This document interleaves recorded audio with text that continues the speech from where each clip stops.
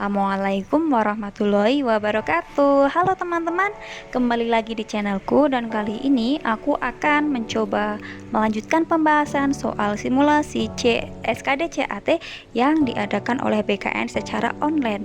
Nah, kita masuk ke paket 1B. Nah, sebelum kita lanjut ke pembahasan kali ini, aku akan mencoba membahas lagi soal yang agak sering dipertanyakan di video sebelumnya. Beberapa dari teman-teman kurang bisa memahami penjelasanku di video sebelumnya. Maka pada video kali ini aku akan mencoba menjelaskan soal nomor 32 ini dengan cara yang lebih mudah dipahami. Oke, teman-teman bisa jeda dulu video ini untuk memahami soal nomor 32. Baik, kita lanjutkan. Nah, teman-teman, di sini kita diminta untuk menyusun bilangan genap terdiri dari 4 angka yang berlainan. Itu ya kata kuncinya. Genap, 4 angka dan berlainan. Karena kita disuruh menyusun 4 angka, maka kita buat kotak terdiri dari 4 kotak. Lalu karena kita diminta untuk menyusun bilangan genap, maka untuk mengisi bilangan yang paling akhir ini kita harus menggunakan bilangan genap juga, karena ciri-ciri dari bilangan genap itu pasti diakhiri oleh bilangan genap. Nah, kita lihat di daftar angka ini ada berapa bilangan genap. Nah, ternyata ada 3, maka hanya ada 3 angka yang mungkin masuk ke sini. Nah, kita tulis dan jangan lupa dicoret. Kenapa dicoret? Karena di sini ada clue bahwa kita diminta untuk menyusun bilangan yang berlainan. Berlainan itu berarti tidak boleh sama dan tidak boleh diulang, ya.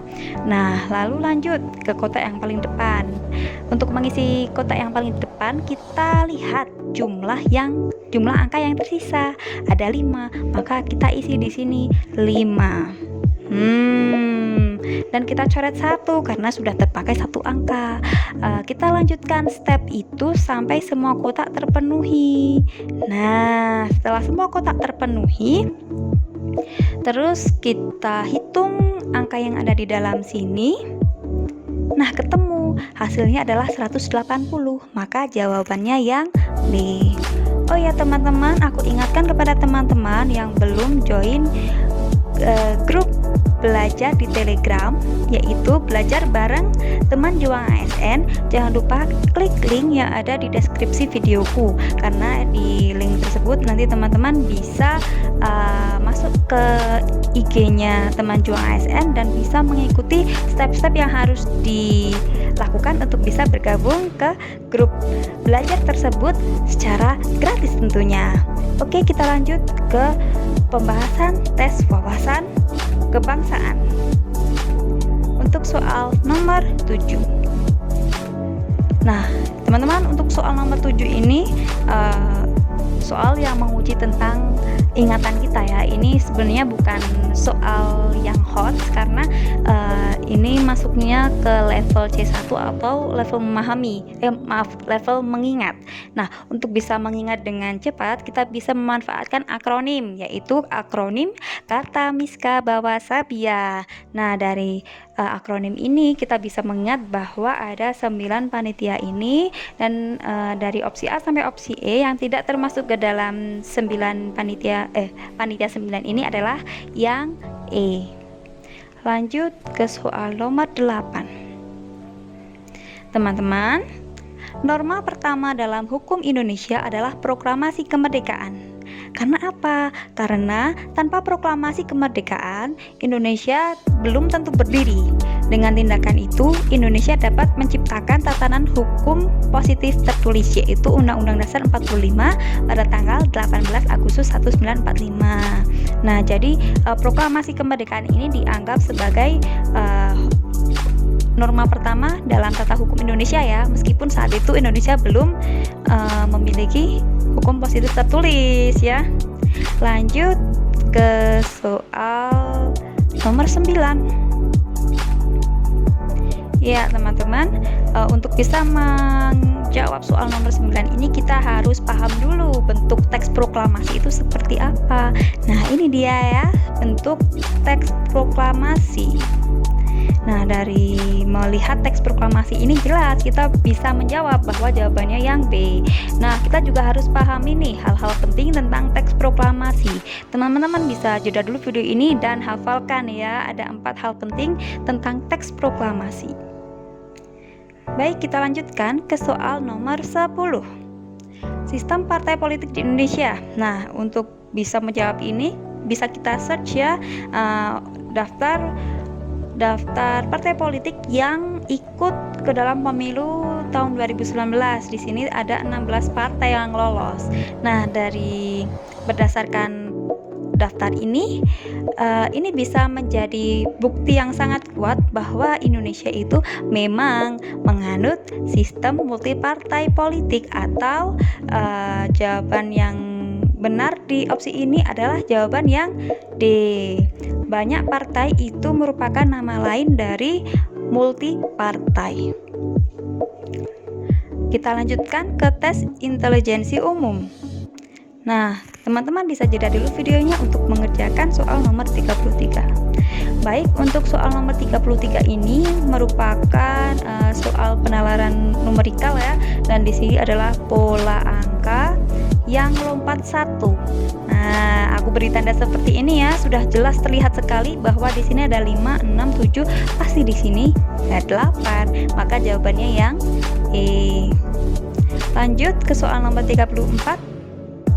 Nah, untuk bisa mengerjakan soal seperti ini, untuk belajar sih kita bisa memanfaatkan Kamus Besar Bahasa Indonesia ya. Tapi kalau saat kita tes kan kita nggak mungkin pakai Kamus Besar Bahasa Indonesia. Maka untuk bisa memperluas kosakata kita, maka kita harus sering rajin membaca. Nah, bayak ini ketika aku cari di KBBI itu artinya adalah gemuk. Maka lawan kata dari gemuk adalah kurus. Jadi jawabannya adalah yang C. Lanjut ke soal nomor 37. Teman-teman bisa jeda dulu videonya. Baik, kita lanjut ke pembahasan.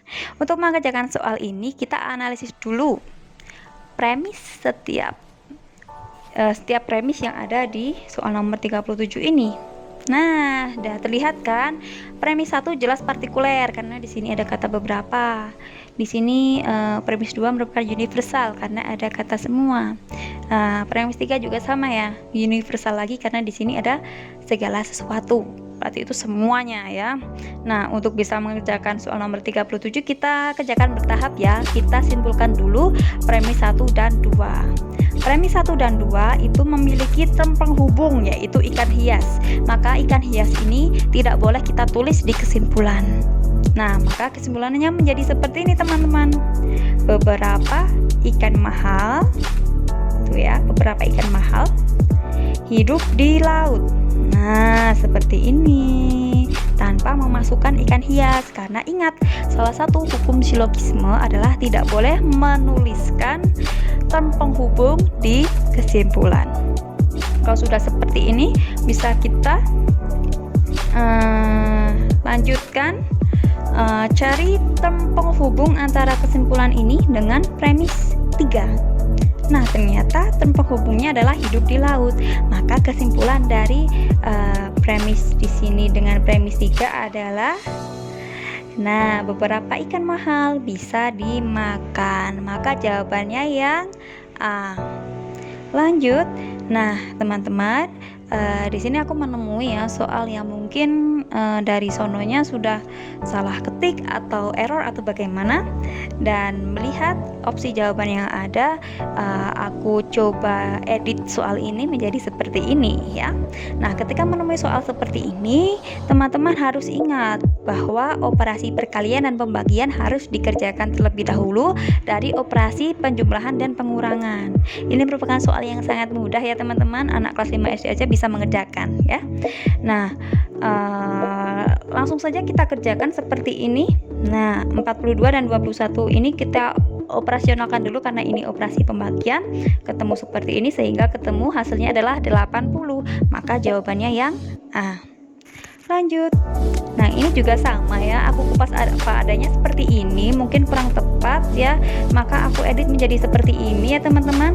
Nah, ketika kita menemui soal analogi seperti ini, kita bisa memanfaatkan kalimat supaya kita bisa memilih jawaban yang paling tepat. Nah, untuk mengerjakan soal nomor 39 ini, aku buatkan ilustrasi seperti ini.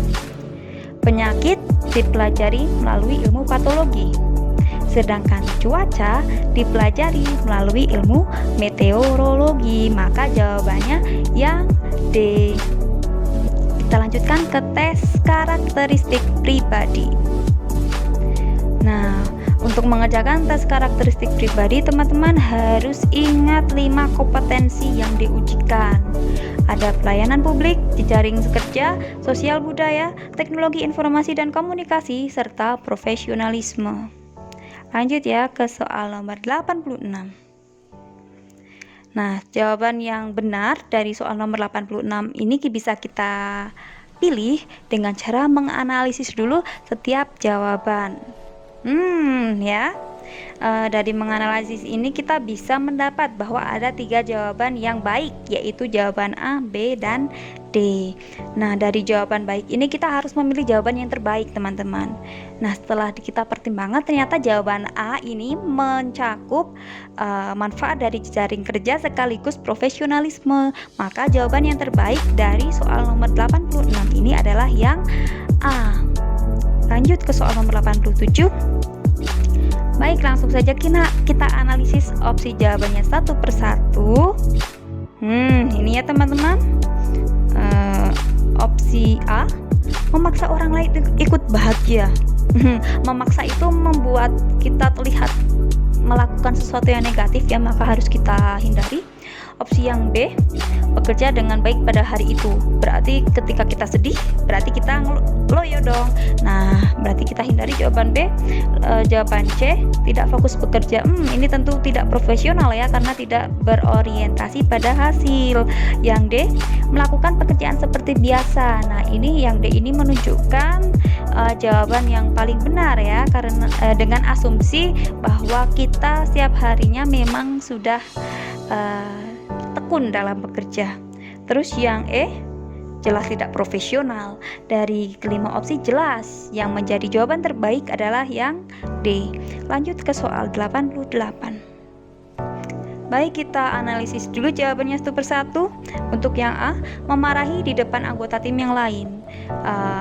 Memarahi di depan orang lain, mengingatkan kesalahan orang lain di depan orang lain itu merupakan tindakan yang kurang tepat ya, karena bisa mempermalukan orang lain, dan hal tersebut juga bisa membuat perpecahan belah, tidak rukun menjadi membuat kita memiliki hubungan yang tidak baik dengan orang lain.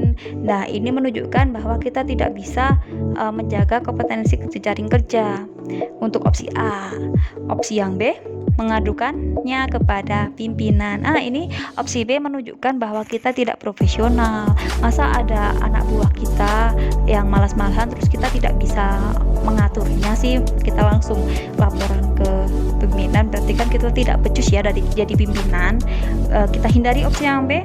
Lalu yang C ini tidak peduli, berarti apatis ya dan tidak profesional, harus kita hindari yang C.